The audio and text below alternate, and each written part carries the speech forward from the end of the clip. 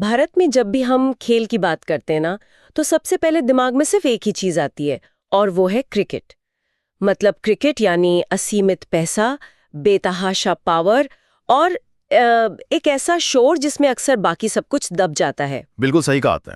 वो शोर इतना ज्यादा होता है कि कई बार जो असली काम पर्दे के पीछे हो रहा होता है वो हमें दिखाई ही नहीं देता। हाँ, एकदम। लेकिन आज की इस डीप डाइव में हम उस शोर से थोड़ा दूर जा रहे हैं।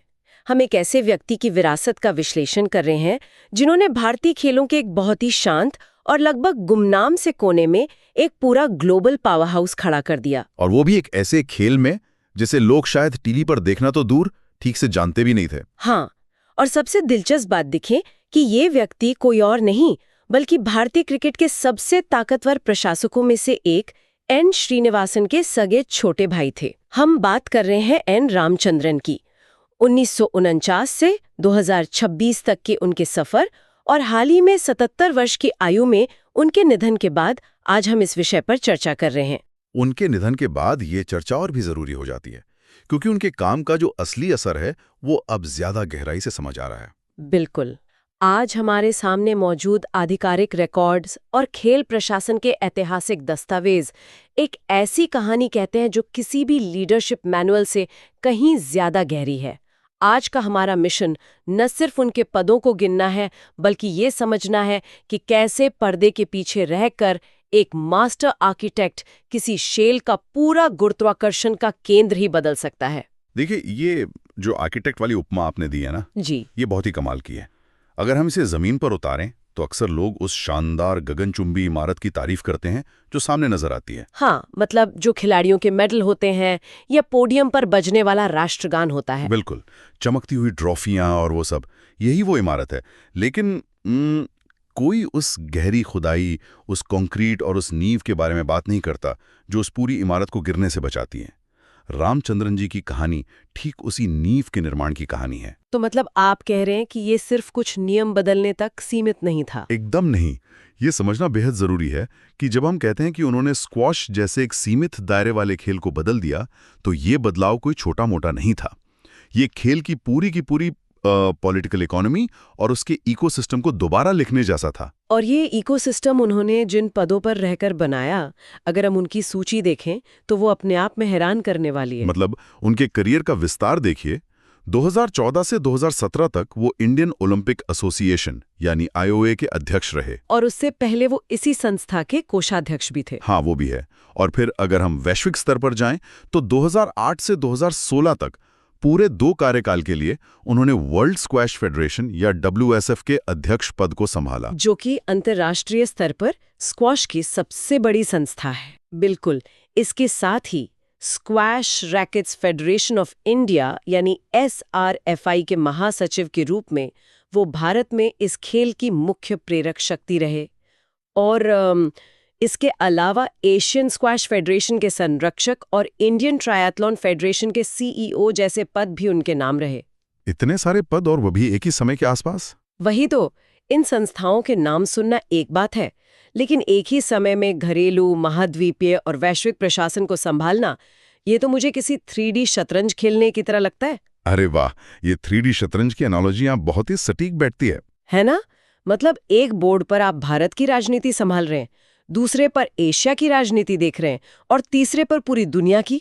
इसे साधा कैसे जाता है? देखिए, एक आम प्रशासक के लिए ये बहुत मुश्किल होता क्योंकि इन तीनों स्तरों के नियम, उनकी राजनीति और उनके उद्देश्य एकदम अलग अलग होते हैं। ये उनके लिए अलग अलग डिब्बों में काम करने जैसा होता। तो रामचंद्रन ने अलग क्या किया? उनकी सबसे बड़ी खूबी यही थी कि उन्होंने इन अलग अलग डिब्बों को आपस में जोड़ दिया। इसे ऐसे समझिए कि वर्ल्ड स्क्वैश फेडरेशन का अध्यक्ष होने का मतलब है कि आप पूरे विश्व में स्क्वैश के नियम तय कर रहे हैं। वैश्विक टूर्नामेंट्स के कैलेंडर्स भी। हाँ, कैलेंडर और अंतर्राष्ट्रीय फंड्स की दिशा, सब कुछ। आप दुनिया की सबसे बड़ी अथॉरिटी हैं। लेकिन अगर आपके खुद के देश का फेडरेशन यानी SRFI कमजोर है तो उस वैश्विक पावर का आपके देश को क्या ही फायदा मिलेगा? कोई फायदा नहीं। मतलब आपके पास दुनिया का नक्शा तो है, लेकिन आपके घर में गाड़ी ही नहीं है जिससे आप सफर कर सकें। बिल्कुल सही। और यहीं पर उनकी वो 3D शतरंज वाली रणनीति काम आई। जब आप अंतर्राष्ट्रीय मंच पर बैठते हैं तो आपको ये समझ आता है कि दुनिया के सर्वश्रेष्ठ देश जैसे मिस्र हो गया या इंग्लैंड हो गया, वो क्या कर रहे हैं। मतलब उनकी कोचिंग के तरीके क्या हैं, उनके रेफरी कैसे काम करते हैं, ये सब। एकदम। रामचंद्रन ने उस अंतर्राष्ट्रीय प्लेबुक को लिया और उसे सीधे भारत के घरेलू सिस्टम में इंजेक्ट कर दिया। वैश्विक प्रमुख होने के नाते उनके लिए भारत में विदेशी कोच लाना बहुत आसान हो गया। अच्छा, तो मतलब उन्होंने अपनी पावर का पूरा फायदा उठाया। हाँ, अंतर्राष्ट्रीय मानकों को घरेलू टूर्नामेंट्स में लागू करना और यहाँ तक कि विश्व चैंपियनशिप्स को भारत में आयोजित करवाना उनके लिए संभव हो पाया। ये तो एक बहुत ही शक्तिशाली मैकेनिज्म है।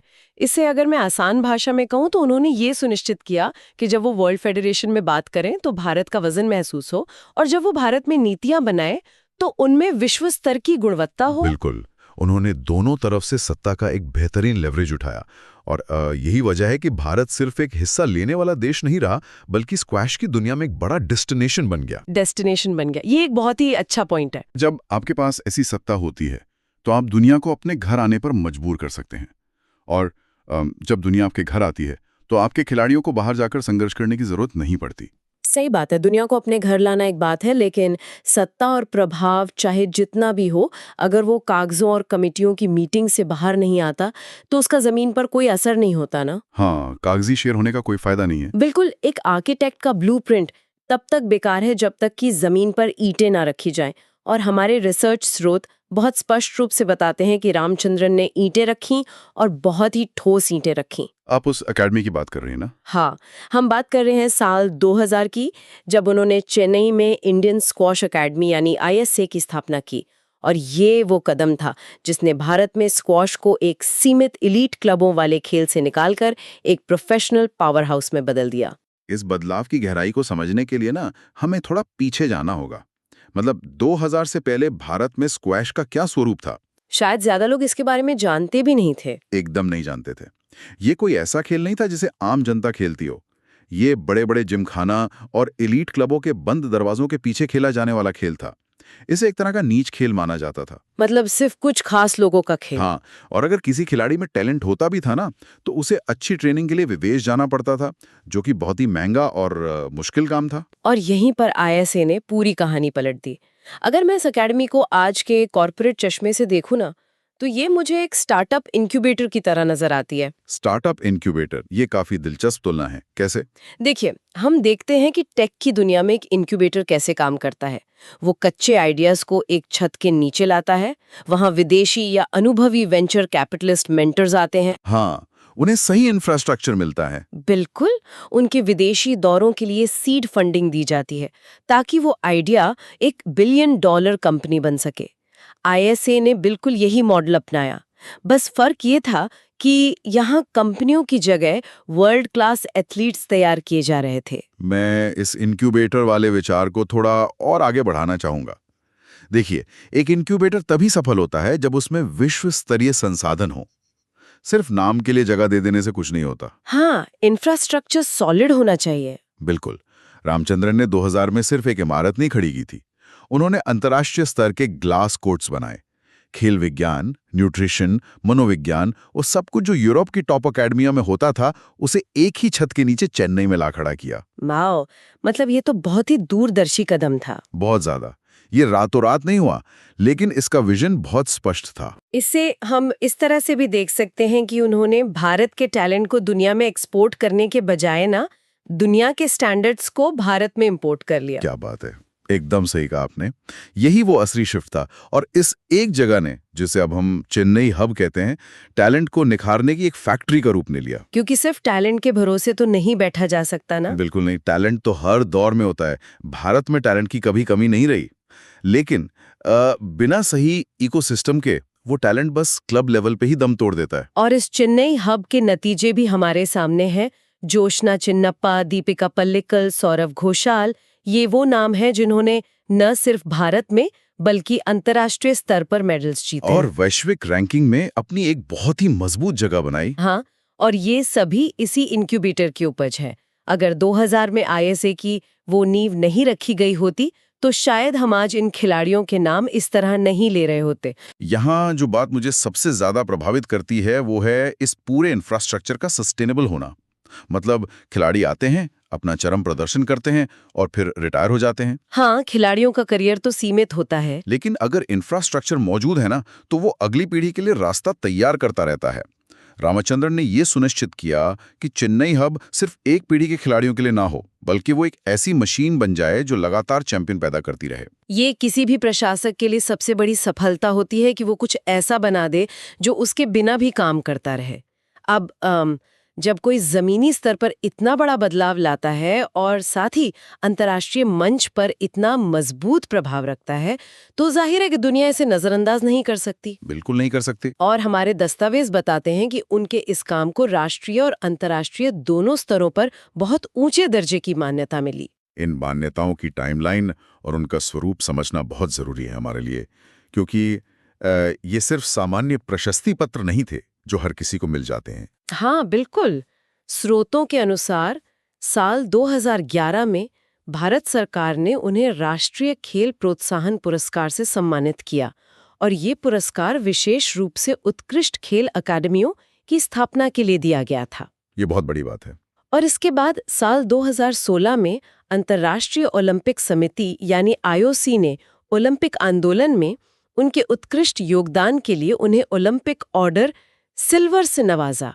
इन दोनों सम्मानों का ना अपना एक अलग ही वजन है।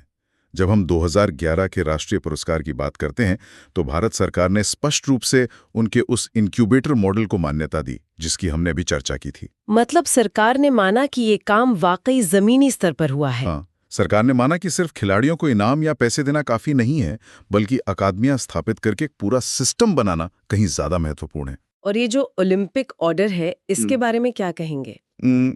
ओलंपिक ऑर्डर खेल प्रशासन की दुनिया का आप कह सकते हैं कि होली ग्रेल या सबसे बड़ा सम्मान है। अच्छा। हाँ, ये हर किसी को नहीं मिलता। ये उन लोगों को दिया जाता है जिन्होंने सिर्फ अपने खेल को नहीं, बल्कि पूरे ओलंपिक मूवमेंट के आदर्शों को आगे बढ़ाया हो। वाओ। तो ये इस बात का सीधा प्रमाण है कि उनका विजन सिर्फ भारत या सिर्फ स्क्वैश तक सीमित नहीं था, बल्कि वैश्विक खेल समुदाय ने उनके इस प्रभाव को महसूस किया था। ये सब कुछ ना सुनने में एक बहुत ही परफेक्ट, एक आदर्श सफलता की कहानी लगता है। लेकिन यहाँ मैं थोड़ा रुकना चाहूंगी और एक ऐसा सवाल उठाना चाहूंगी जो शायद इस पूरी चर्चा में एक हाथ ही कमरे में है वाली बात है। अच्छा, मैं समझ रहा हूँ आप किस तरफ इशारा कर रही हैं। आप उसी पारिवारिक गठजोड़ की बात कर रही हैं ना? हाँ, हमने शुरुआत में एक पारिवारिक समीकरण का जिक्र किया था। एन रामाचंद्रन बीसीसीआई के पूर्व अध्यक्ष और आईसीसी के चेयरमैन एन श्रीनिवासन के छोटे भाई थे। जी, भारतीय खेलों के इतिहास का एक बहुत ही शक्तिशाली और अद्वितीय पारिवारिक गठजोड़। तो मेरा सवाल ये है कि एक तरफ बड़ा भाई है जिसका साम्राज्य क्रिकेट है। अब भारत में क्रिकेट का मतलब है मीडिया की 24 घंटे की कवरेज, अरबों रुपए की स्पॉन्सरशिप्स और एक ऐसी लोकप्रियता जो मतलब किसी धर्म से कम नहीं है। एकदम सही। क्रिकेट का अपना एक अलग ही नशा है भारत में। और दूसरी तरफ रामचंद्रन है जो स्क्वैश जैसे एक कम पहचाने जाने वाले खेल और ओलंपिक प्रशासन के जटिल और अक्सर नीरस माने जाने वाले ढांचे में अपना जीवन लगा देते हैं। नीरस तो होता ही है वो काम। तो क्या आपको नहीं लगता कि बड़े भाई के उस चमचमाते क्रिकेट वाले आभा मंडल के सामने रामचंद्रन द्वारा किया गया ये इतना ठोस और विशाल काम कहीं ना कहीं छिप गया? मतलब क्या पब्लिक परसेप्शन में क्रिकेट के उस ब्लैक होल ने स्क्वैश की इस क्रांति को पूरी तरह से निगल नहीं लिया? हम सिर्फ पब्लिक परसेप्शन या अखबारों के पहले पन्ने की सुर्खियों की बात करें ना, तो ये एक कड़वी सच्चाई है कि भारतीय परिदृश्य में क्रिकेट के आगे बाकी सब कुछ धुंधला हो जाता है। हाँ, आम जनता तो क्रिकेट के दीवाने हैं। बिल्कुल। उस नजरिए से देखें तो हाँ, आम जनता की नजर में उनका काम शायद श्रीनिवासन की क्रिकेट की दुनिया जितना मशहूर नहीं हो पाया। ये एक तरह की नाइंसाफी है जो भारत में लगभग हर ओलंपिक खेल को झेलनी पड़ती है। लेकिन अगर हम प्रशासकीय चुनौतियों या कहें एडमिनिस्ट्रेटिव चैलेंजेस के नजरिए से देखें तो वहां कहानी बिल्कुल पलट जाती है। देखिए, श्रीनिवासन ने जब क्रिकेट प्रशासन में अपना दबदबा बनाया ना, तब तक क्रिकेट भारत में एक स्थापित धर्म बन चुका था। मतलब प्रोडक्ट पहले से ही हिट था। हाँ, उनके पास बेचने के लिए एक ऐसा प्रोडक्ट था जिसके लिए हर कॉर्पोरेट लाइन में खड़ा था। उनका काम उस लोकप्रियता को एक ग्लोबल इकोनॉमिक पावर में बदलना था, जो उन्होंने बखूबी किया। लेकिन रामचंद्रन की चुनौती इससे कई ज्यादा कठिन थी, क्योंकि उन्हें तो जीरो से सब कुछ बनाना था, और वो भी एक ऐसे खेल के लिए जिसे लोग टीवी पर देखना तो दूर, शायद ठीक से जानते भी नहीं थे। एकदम सही। और सिर्फ स्क्वैश ही नहीं, जब आप आईओए जैसे मंच का संचालन करते हैं ना, तो आपको सरकार के साथ, खेल मंत्रालय के साथ कोर्ट कचहरी और अलग-अलग फेडरेशंस की अंदरूनी राजनीति के साथ लड़ना पड़ता है। वो राजनीति तो बहुत ही खतरनाक होती है। बिल्कुल। ओलंपिक खेलों में आपको स्पॉन्सरशिप के लिए बहुत मेहनत करनी पड़ती है। सरकारी फंड्स के लिए लंबी लड़ाइयां लड़नी पड़ती हैं। एक तरफ आप एक ऐसा साम्राज्य चला रहे हैं जो खुद पैसा छापता है, यानी क्रिकेट। हाँ। और दूसरी तरफ आप एक ऐसा सिस्टम बना रहे हैं जहां आपको हर एक ईंट के लिए बजट जुटाना है। ये तो वाकई मतलब सेब और संतरे की तुलना करने जैसा है। दोनों का मैदान ही एकदम अलग है। बिल्कुल अलग है। इसलिए ये कहना कि उनका काम छिप गया थोड़ा अधूरा सच होगा। बल्कि इसे हमें ऐसे देखना चाहिए कि उस दौर में भारतीय खेलों का कोई भी ऐसा बड़ा या प्रभावशाली मंच नहीं था जहां इस परिवार का दखल ना हो। ये तो है। एक भाई ने भारत के सबसे लोकप्रिय खेल पर राज किया और उसे एक कमर्शियल बीहमत बना दिया, तो दूसरे भाई ने उन खेलों को उठाया जो हाशिए पर थे और उन्हें बुनियादी ढांचा और वैश्विक आवाज दी। दोनों के रास्ते और चुनौतियां समानांतर थे, लेकिन दोनों ने अपने अपने क्षेत्र में वो सेंटर ऑफ ग्रेविटी को हमेशा के लिए बदल दिया। बहुत ही बेहतरीन विश्लेषण। और यही बात इस पूरी चर्चा को एक बहुत ही दिलचस्प मुकाम पर ले आती है। इस डीप डाइव के अंत में अगर हमें इस पूरे विश्लेषण से कुछ एक सबसे महत्वपूर्ण बात निचोड़नी हो जो सिर्फ खेल के मैदान तक सीमित न रहे बल्कि किसी भी क्षेत्र में काम आ सके, तो वो क्या होगी? वो सबसे बड़ी सीख सक्सेस का आर्किटेक्चर या सफलता की वास्तुकला है। रामचंद्रन की कहानी हमें बताती है कि सच्चा नेतृत्व सिर्फ ऊंचे पदों पर बैठने या मीडिया के हेडलाइंस बटोरने का नाम नहीं है। तो असली नेतृत्व क्या है? असली विजन वो है जब आप ये समझें कि दुनिया भर में क्या बेस्ट प्रैक्टिसेस चल रही हैं और फिर आप उन प्रैक्टिसेस को अपने सिस्टम में इतनी गहराई तक उतार दें कि उस सिस्टम आपसे बड़ा हो जाए। जैसे उन्होंने ISA बनाया, मतलब उन्होंने टैलेंट की शिकायत करने के बजाय एक ऐसा इकोसिस्टम बनाया जहां टैलेंट खुद ब खुद निखरे। हाँ, अगर आप ग्लोबल लीडर बनना चाहते हैं तो आप सिर्फ अपने लोगों को दुनिया में नहीं भेजते, बल्कि दुनिया के सबसे ऊंचे स्टैंडर्ड्स को अपने बैकयार्ड में, अपने आंगन में लाकर खड़ा कर देते हैं। ये असल में इंस्टीट्यूशन बिल्डिंग या संस्थान निर्माण का एक मास्टर क्लास है। दुनिया के स्टैंडर्ड्स को अपने बैकयार्ड में लाना, ये वास्तव में एक बहुत ही पावरफुल विचार है, चाहे आप कोई कंपनी चला रहे हो, कोई स्कूल चला रहे हो या कोई खेल संस्था। बिल्कुल, ये नियम हर जगह लागू होता है। एन रामचंद्रन ने भारतीय स्क्वॉश के लिए वही किया। उन्होंने ये सुनिश्चित किया कि जो इमारत वो बना रहे हैं उसकी नींव इतनी मजबूत हो कि वो अंतर्राष्ट्रीय दबाव और समय की मार को सह सके। हमने उनकी रणनीतियों, उनके द्वारा बनाए गए वो स्टार्टअप इनक्यूबेटर जैसे मॉडल और उनके सामने मौजूद चुनौतियों को बहुत गहराई से समझा। और ये दस्तावेज हमें यही बताते हैं कि असली बदलाव जमीन पर होता है, कागजों पर नहीं। एकदम सही। लेकिन इन ऐतिहासिक दस्तावेजों और रिकॉर्ड्स के परे एक ऐसा सवाल है जो मुझे सोचने पर मजबूर कर रहा है। अच्छा। हाँ, एक ऐसा विचार जो शायद हर उस व्यक्ति के दिमाग में आएगा जो इस आर्किटेक्चर ऑफ सक्सेस के बारे में सोचेगा। वो विचार क्या है? मैं सोच रही थी कि जब किसी खेल के बुनियादी ढांचे को लगभग शून्य से खड़ा करने वाला उसका मुख्य वास्तुकार दुनिया से विदा ले लेता है, मतलब जब वो मास्टर आर्किटेक्ट अब इमारत में मौजूद नहीं है, तो क्या वो संस्थान और वो खेल अपनी उसी गति, उसी ऊर्जा और उसी वैश्विक दबदबे को बनाए रख पाता है? रखना ही सबसे बड़ी चुनौती बन जाता है। क्या वो इमारत अपने आर्किटेक्ट के बिना हमेशा वैसी ही मजबूती से खड़ी रह सकती है? ये एक ऐसा सवाल है जिसका जवाब ना इतिहास की किताबों में नहीं बल्कि आने वाले कल में मिलेगा।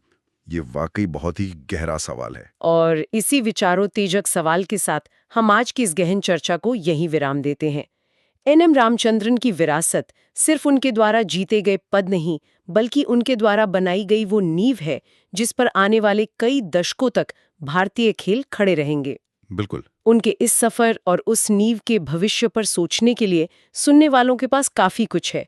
अगली बार फिर मिलेंगे एक नए विषय और एक नई दिलचस्प डीप डाइव के साथ।